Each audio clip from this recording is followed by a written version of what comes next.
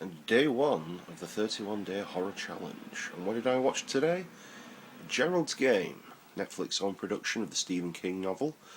What I'm not going to do is compare it to the book because I have read the book, but it's 20 years since I've read the book, so it's not fresh in my mind. So as a standalone film, I thought it was very good. Yeah, pleasantly surprised by it.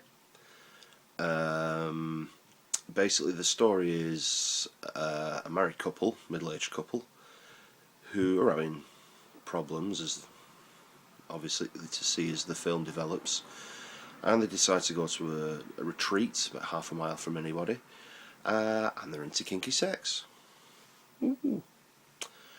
However, well, sorry, I was a little bit inaccurate there.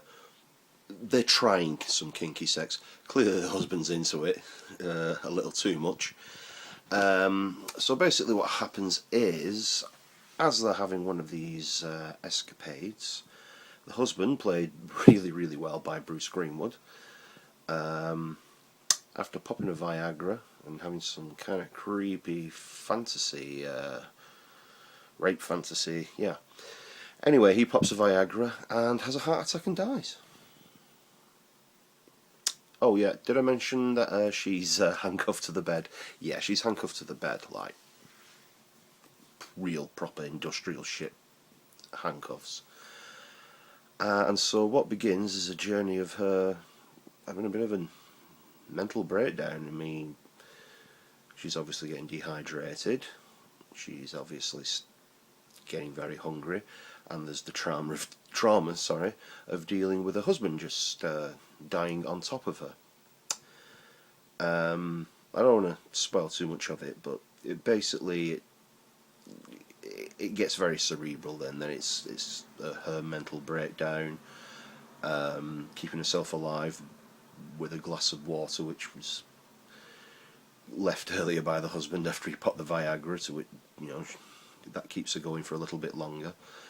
I'm basically going back into repressed memories of child abuse, and yeah, it's a real. I actually thought that the first 20 minutes, I thought this was going to be like a black comedy. It's kind of played like that, and at times Bruce Greenwood is rather hilarious. But as the film goes on, it's quite clear that this is not a black comedy. Really well acted. Carla Gugino, is that how it's pronounced? Gugino. You may remember her from Watchmen as the original Silver Spectre. She was also in Spy Kids as the mum. I remember her being in Sin City as Marvin's lawyer. She's a very good actress. Oh, the love interest in The Night at the Museum with Ben Stiller. Yeah, she's very good. She goes through the wars in this film to a climax that is, again, I'm not going to spoil it, but it's pretty gory. Kind of like the Japanese film Audition, in that you're watching what's, pretty much a thriller with not an awful lot of bloodshed, although in this there's a dog that keeps eating her husband.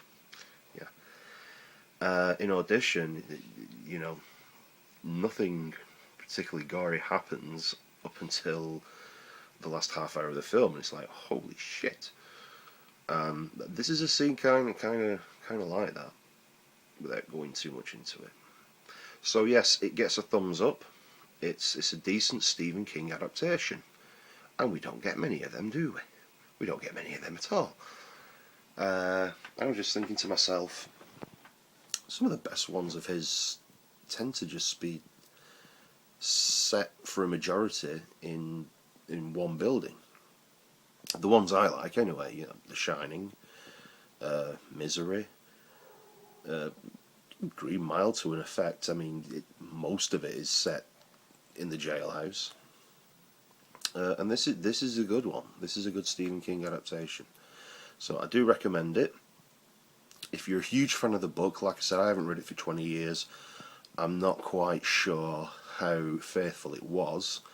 I do remember reading the book at the time and thinking that when I do read a bit of fiction, I tend to think, oh, could this be made into a film? I didn't think that with Gerald's Game, so I was kind of surprised this happened. But as a standalone film, I thought it was rather good and worth a watch.